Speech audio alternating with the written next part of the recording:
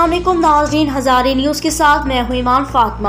آپ کو ایک بریکنگ نیوز سے آگاہ کرتے چلیں۔ ہماری کرائم رپورٹر دلشادہ ہزارے کی رپورٹ کے مطابق چیئرمین اسلامک ویلفیئر ایسوسی ایشن پاکستان جناب ثناء اللہ محمد علی ولی نے مظفر آباد آزاد کشمیر میں غریب کشمیری خاندان کو گھر سے بے گھر کرنے پر شدید غصے کا اظہار کیا۔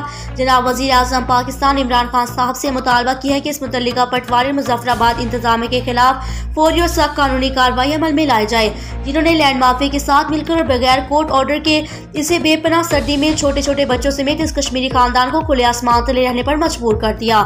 چیئرمین اسلامک ویلفیئر ایسوسی ایشن پاکستان نے مزید کہا کہ سب سے پہلے فوری طور پر اس خاندان کو ان کے گھر میں شفٹ کیا جائے اور اس پر ظلم و بربریت میں ملوث سرکاری افسران کو فوری طور پر نوکریوں سے برخاست کیا جائے اور لینڈ مافیا کے خلاف سخت قانونی کارروائی عمل میں لائی جائے اور اس واقعے کی صاف اور شفاف تحقیقات کروائے جائیں تاکہ ملزمان کو کیفر کردار تک پہنچایا جا سکے۔